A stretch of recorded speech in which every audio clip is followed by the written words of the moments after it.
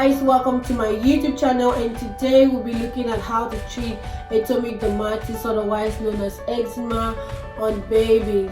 See guys, I know this can be frustrating. It was so frustrating for me.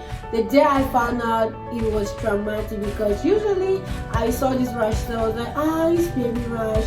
People told me all sort of things, use breast milk, and no doubt breast milk work efficiently, but to some extent, and it didn't just go away. So one day casually I was just looking at my baby's report and I saw this name, this big name, atopic dermatitis. It's supposed to be genetic, but I don't have it in my family. Nobody has. I've never heard this word before. So immediately I searched online, and the first name that struck me was asthma. I was like, how can my son have something that can get to this? And my doctor did not even mention it. I was furious. I was crying.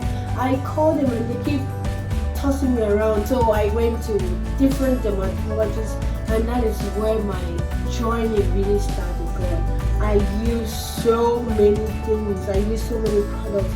I had to even throw a lot of them out to use this. I use these some of the products I use. Eucerin. I tried sulfur. I used everything I could get my hands on. Like this one I use Vieno. It's like kind of oatmeal. It has oatmeal in it. You cut it up, put it in the bathtub, and put your child in there for like 30 minutes. Which is something you should not do with a child that has eczema. So please, I don't recommend it at all. I don't recommend it at all. So I'm going to give you the tips on the things I did that actually helped my son to alleviate his eczema, because guys, it was severe. It would not stop scratching and itching. So the first thing you should do is find out what flares up your child's eczema, because sometimes it looks like it's gonna finish, but it's not going anywhere. It comes out. Something can flare it up again, like food, for example. Your child is upset, like mine. It is upset. It just start scratching and itching everywhere. Sweat, heat, and air condition around you. If you're someone that is always indoor or have air condition, dry air is not going to work for your child. So try to keep your doors open, or if you have a plant indoor, that's really going to help the air circulation around you. And the second thing you should do is make sure to wear clothes that have ventilation. By that I mean loose clothing that can give them space. The third thing you should do is wash their clothes differently. Do not mix your clothes with their clothes to wash. Wash them separately and use a separate washing soap to do that. For me, I use Tide. Tide is a very good product to wash a baby's clothes. It's very good. There are other products, because this is pretty expensive. There are other products, but the key word I should search for that is for babies and is for sensitive skin. It does not have no dyes, does not have no perfumes. See, this really made a difference. And still on clothes, you should make it a habit of wearing long sleeve clothes that covers the areas where the eczema is, to like distract them from scratching it. Cover the areas can be their elbows, behind their knees. Is usually where a body fold is that you will find this, especially apart from their face. You can see it on their tummy and so many places, depending on how flared up it is. So wear them clothes that will cover this part and try to distract them from scratching it. I saw somewhere they were like, let them scratch it, it's okay. No, it is not okay, please. It is not okay at all. Don't let them scratch it, because if you let them scratch it, they can scratch the instant that they scrape out their body and blood start gushing out. But if that happens, if they scratch themselves to that extent, you should use this. I'm gonna butcher this name. You should use this more prints. Mopirocin. So that is the name. I know it's showing weird, but I'm gonna put the name up there.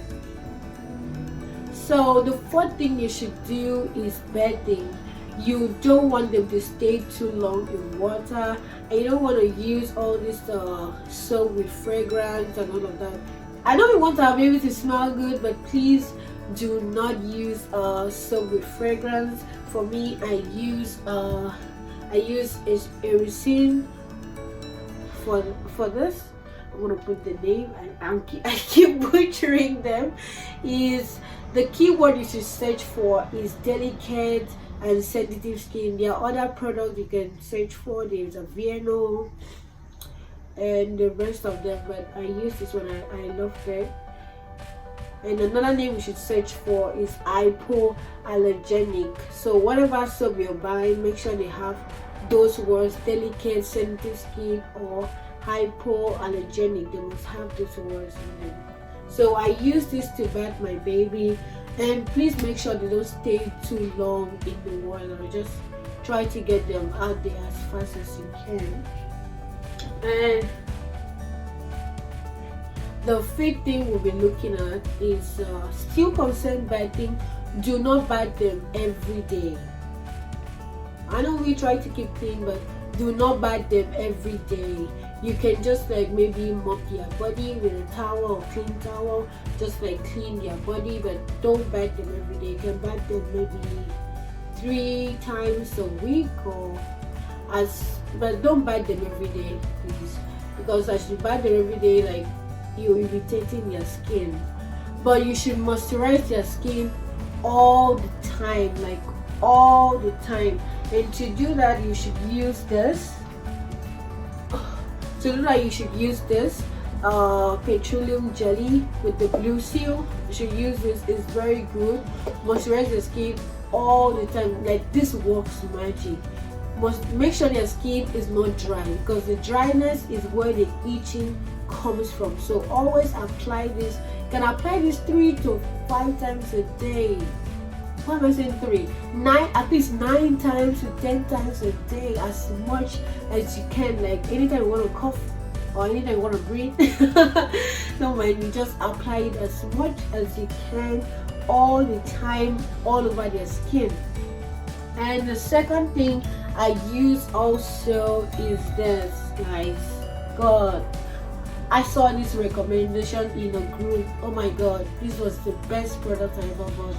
Aquaphor, very good, very good. You can apply this on the skin, on the face, but make sure you apply them only, let me say that again, apply them only on the affected areas.